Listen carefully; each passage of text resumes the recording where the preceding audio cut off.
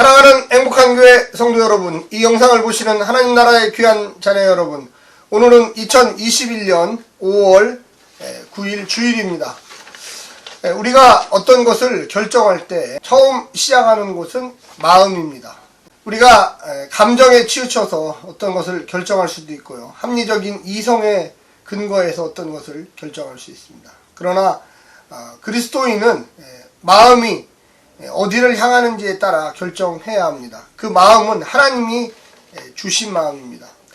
마음에서 악으로 결정을 하면 악한 행동과 언행이 나오죠. 그리고 하나님의 뜻에 순종해서 내가 선한 마음을 갖겠다, 내가 선한 행동을 하겠다, 이것을 시작하는 것이 바로 선한 믿음의 길입니다.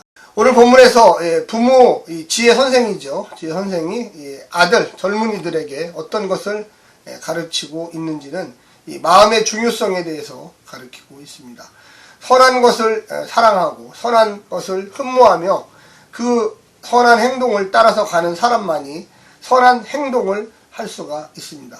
오늘 거룩한 주일 우리 행복한 교회 성도들이 오늘 본문을 통하여 믿음의 길, 선한 길, 하나님이 주시는 선인의 길을 걸어가시기를 간절히 부탁하면서 오늘 본문 잠언 4장 10절부터 27절까지의 말씀을 듣고 다시 오겠습니다.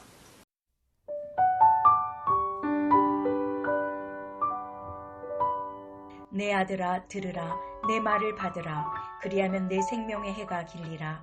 내가 지혜로운 길을 내게 가르쳤으며 정직한 길로 너를 인도하였은즉 다닐 때에 내 걸음이 곤고하지 아니하겠고 달려갈 때에 실족하지 아니하리라.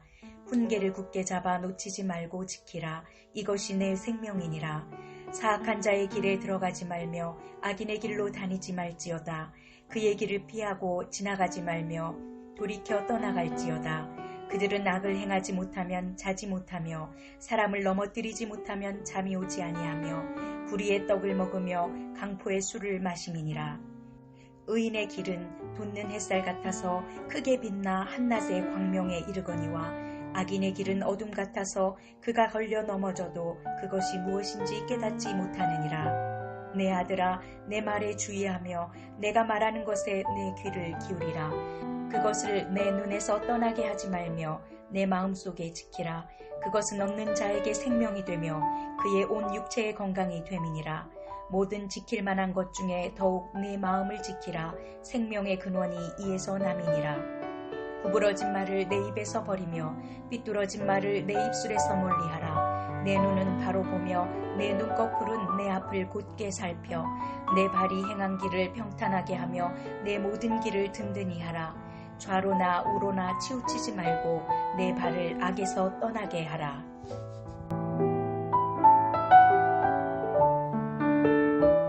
오늘 본문에 보게 되면 아버지는 아들에게 지혜의 길과 대비되는 이 악인의 길을 묘사하면서 어떤 길을 선택할 것인가를 스스로 결정하도록 안내하고 있습니다. 우리 마음은 요동친다고 그러죠, 마음이. 그래서 내 욕심에 찬 것.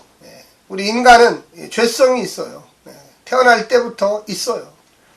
그리고 나이가 먹어가면서 그 죄성이 강해집니다. 그래서 우리가 교육이 필요하죠. 양육강식의 세대, 오로지 힘만 가지고 세상은 움직이는 것처럼 보일 때 우리가 오로지 힘만이 결정하는 것이 아니라 인간의 도리, 또 하나님의 자녀로서의 삶의 길을 선택해야 된다는 것입니다. 그때 우리의 마음을 진정시켜야 돼요. 그래서 오늘 본문의 23절에 보면은 아주 제일 중요한 말씀인데 모든 지킬 만한 것 중에 더욱 내 마음을 지키라. 마음을 지키라. 오늘 본문의 핵심입니다.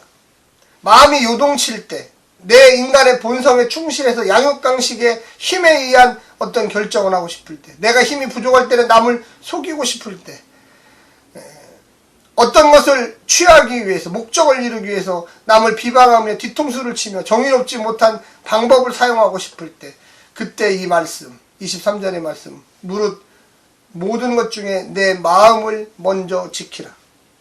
10절에 보면 내 아들아 내 말을 받으라라고 이야기합니다. 그 받으라라고 하는 것은 뭐냐면 순종하라는 것이죠. 아버지 지혜교사가 가르쳐 주시는 선한 길, 믿음의 길, 하나님 야훼가 원하시는 그 길을 걸으라는 것입니다.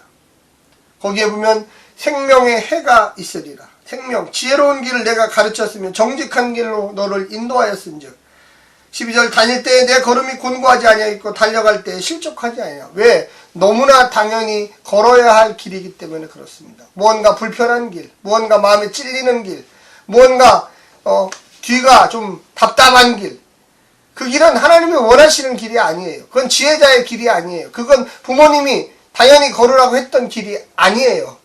그런데도 세상은 우리에게 그런 길이 좋다고, 거짓을 가리키며 그런 길이 좋다고 당장의 눈앞에 이익을 취하라고 이야기하고 있습니다. 의인의 길은 생명이지만 악인의 길은 어둠이라고 19절에 이야기합니다.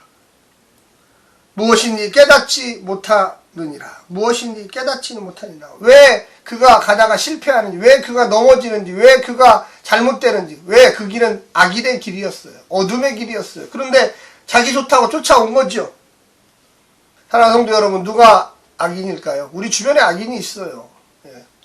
악을 생각하고 실천하는 사람이 악인입니다. 그럼 누가 선인입니까? 선을 생각하고 선을 추구하는 사람, 하나님의 말씀을 믿고 의와 진리의 길, 설사 고난과 아픔이 와도 그 길을 걸어가는 사람, 그 사람 선인이에요. 17절에 보니까 폭력을 행사하는 사람이다.